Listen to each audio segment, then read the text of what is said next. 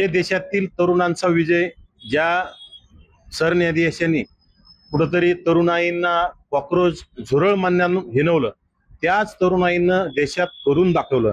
कारण त्यांना झुरळ म्हटल्याच्या नंतर अभिजित दिपके नावाच्या तरुणाईनं हे कुठेतरी आंदोलन उभा केलं आणि अभिजित दिपकेंच्या या तरुणाईनं त्याला उतंड प्रतिसाद दिला आणि ज्या संसदेला देशातील सत्ताधीशांना हादरा देण्याचं काम अभिजित दिपकेंच्या नेतृत्वात देशातील तरुणाईने करून दाखवलं. त्या तरुणाईंचं आपण कौतुक केलं पाहिजे. आणि ज्यावेळी सत्तेच्या मस्ती कुणाला आली तर या सत्तेची मस्ती उतरवण्याची डॉक्टर बाबासाहेब आंबेडकरांच्या संविधानातून कुणाला आहे, त्यातून सर्वसामान्य कुटुंबातील अभिजित दिपके या तरुणाच्या नावाच्या तरुणानं हे करून दाखवलं. आणि येणाऱ्या काळात सुद्धा ते या सत्तेला हादरे दिल्याशिवाय आणखी स्वस्त बसणार नाही, ते आपल्याला याच्यातून दिसतंय. ते जे काही राजीनामा झाला त्यानंतर तिथे जल्लोष झाला, त्यांचं म्हणणं की इथं ठाके आम्ही कुछ बाकी यामध्ये तुम्ही कसं बघता? त्या प्रकारे त्याला जे काही निर्मलंग आहेत त्यांना ट्रोल केलं. ते दुसरीकडे पाहिलं तर नितीन गडकरी आहेत त्यांना देखील ट्रोल करायचं काय यांच्या राजीनामे देखील मागणी केली? नक्कीच कसं असतं, जे मंत्री चुकलेले आहेत, ज्या मंत्र्यांच्या काही चुकीचे निर्णय आहेत, भ्रष्टाचार आहेत, असे मंत्र्यांना कुणीही पाठीशी घातलं नाही पाहिजे. खरं तर धर्मेंद्र प्रधान यांचा जर लवकर राजीनामा घेतला असता, नैतिक जबाबदारी ज्यावेळी नीटचा घोटाळा झाला होता त्याच वेळी धर्मेंद्र प्रधानांचा राजीनामा घेतला असता हे आंदोलन उभं राहिलं नसतं आणि केंद्र सरकारला नामुष्कीची वेळ आली नसती. परंतु हम करे सो कायदा अशी परिस्थिती गेल्या 12-13 वर्षापासून सर्व आंदोलन धडपवण्याचं काम केंद्र सरकार करत होतं. त्याच्यातूनच कुठेतरी काही होणार नाही, आम्ही कुणाला घाबरत नाहीत, त्याच्यातून पण प्रधानांचा राजीनामा घेतला नाही. परंतु आता केंद्र सरकारला कुठेतरी खाली पाहण्याची वेळ आली आणि राज्यातील देशातील जनतेला आता कुठेतरी कॉन्फिडन्स वाढलाय की आपण केंद्राला देशातील हुकुमशहांना आपण झुकू शकतो आणि डॉक्टर बाबासाहेब आंबेडकरांच्या संविधानानुसार न्याय मागण्याचा अधिकार हे सर्वांना कळले. त्याच्यातून आता न्याय मागत राहतील आणि त्यातून प्रधानांचा राजीनामा जसा झालाय तसे येणाऱ्या काळात ज्यांच्या गडकरींची काही चूक असेल तर त्यांचा राजीनामा मागतील, जसं निर्मला सीतारामन यांचा काही चूक असेल तर त्यांचा सुद्धा राजीनामा मागतील. आणि राजीनामा मागण्याचा चुकीचं काम केल्याच्या नंतर राजीनामा मागण्याचा अधिकार सर्वांना आहे, तो मागितला पाहिजे. आणि खरं तर केंद्र सरकार असेल, राज्य सरकार असेल, आपल्या चुकीच्या मंत्र्याला पाठीशी घालण्याऐवजी ज्यांचं चुकलंय त्यांना नैतिक जबाबदारी चुकून राजीनामे घेतलेले त्यांना फायद्याचे ठरतील, नाहीतर त्यांच्या अंगलटच येत राहणार आहे. दुसरीकडे महाराष्ट्रामध्ये देखील आता बदल घडण्याचे बोलले जाते. ज्या पद्धतीने देवेंद्र फडणवीस दिल्लीवारी झाली, एकनाथ शिंदेची दिल्लीवारी झाली, काय वाटतं तुम्हाला राज्यामध्ये काही नेतृत्वामध्ये बदल होईल का? कोण मुख्यमंत्री आलं काय गेलं काय, राज्यातील ओबीसीला, भटक्या विमुक्ताला, 12 बलुतेदारा, 18 बलुतेदाराला त्याचा काही फरक पडत नाही. एकनाथ शिंदे मुख्यमंत्री होते, राज्यामध्ये लाखो बोगस नोंदी मार्फत प्रमाणपत्राचं वाटप झालं. राज्यामध्ये अण्णासाहेब पाटील विकास महामंडळामार्फत 25-25 लाख रुपये एका तरुणाला, लाखो तरुणाला कर्ज वाटप करण्यात आलं. ओबीसींचं वाटोळं केलं, ओबीसींच्या महामंडळाला निधी नाही, ओबीसींच्या महाज्योतीला निधी नाही, ओबीसींच्या तरुणांचं वाटोळं करण्यात आलं, ओबीसींची राजकीय हत्या केली.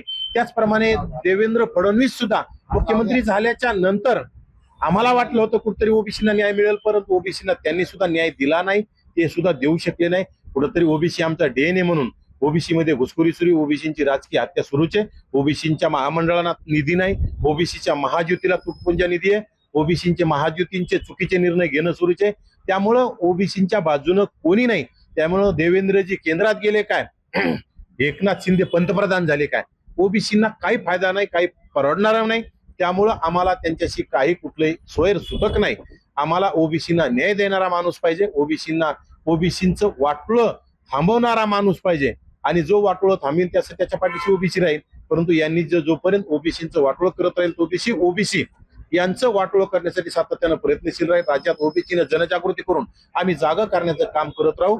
ज्या ओबीसीने तुम्हाला सत्तेवर नेऊन बसवलंय, तुम्ही त्या ओबीसींचं वाटोळं केलं तर तीच ओबीसी तुम्हाला खाली खेचल्याशिवाय राहणार नाही.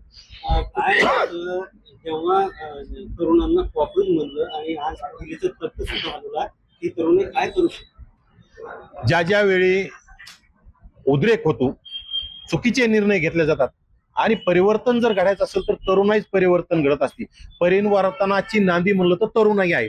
त्याचप्रमाणे आता तरुणांनी दाखवून दिले, देशाला, जगाला एक कुठेतरी आदर्श घडवून दिलाय की भारतातील तरुण काय करू शकतात आणि देशभरात जगभरात हे आंदोलन सगळ्यांना माहीत झालंय की ज्या गेल्या 12 वर्षापासून मोदी आणि शहांच्या विरोधात कोणी चकार शब्द काढायला तयार नव्हतो, विरोधक सुद्धा बोलत नव्हते, त्या मोदी शहांना झुकवण्याचं काम या तरुणाईनं करून दाखवलं. त्यांचा सर्वांनी कौतुक केलं पाहिजे. आणि खरं तर या तरुणाईंच्या पाठीशी आता सर्वांनी राहिलं पाहिजे.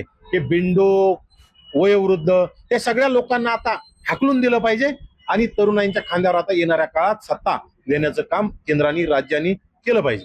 महाराष्ट्राच्या तरुणांना दिल्लीचं तख्त हलवला, कसं बघताय? स्वागत आहे. महाराष्ट्राने यापूर्वी महाराष्ट्र दिल्लीचे तख्त हलवतो. हे पूर्वीपासून चाललेले महाराष्ट्रातील तरुण, अभिजित दिपके नावाचा तरुण, विशेषतः आमच्या मागासवर्गीयातील, इतर मागासवर्गीयातील असल्यामुळे आम्हाला त्याचा अभिमान आहे, कौतुक आहे. परंतु आम्हाला एक भीती बी आहे की आमच्या अभिजित दिपकेंवर हल्ले झाले, शाई फेकण्यात आली, येणाऱ्या काळात सुद्धा त्यांच्या जीवाला धोका आहे. त्यामुळे अभिजित दिपके यांना संरक्षण देण्याची जबाबदारी केंद्र सरकारची, राज्य सरकारची आहे. फक्त अभिजित दिपकेंनाच नाही, त्यांच्या कुटुंबियांना सुद्धा संरक्षण दिलं पाहिजे आणि अभिजित दिपकेंना सक्षम असं संरक्षण देण्याचं काम तात्काळ केंद्र किंवा राज्य सरकारने केलं पाहिजे. मनोज जरांगे पाटील यांनी काही कार्यकर्त्यांची 29 तारखेला बैठक बोलवली आहे, कसं बघताय बैठकीला? ही सगळी नौटंकी आहे. कुठंतरी मागच्या पंधरवाड्यामध्ये मुंबईमध्ये बसून एका हॉस्पिटलमध्ये बसून काही डील्स केलेले असतील, त्या डील्सचे काही खोके यायचे राहिले असतील, ते खोके पोहोचवण्यासाठी कुठेतरी आता खोके यायला विलंब दिसतोय म्हणून कुठेतरी आदळ आपट करून, पाय आपटून ते त्यांच्या डील करणारे मध्यस्थी जे दलाल आमदार आहेत, दलाल मंत्री आहेत, त्यांच्या माध्यमातून काही जे खोके यायचे राहिले असतील ते मिळवण्यासाठी पुन्हा 29 तारखेला बैठक करून ते चाललेला खटाटोपे, बाकी काही नाही.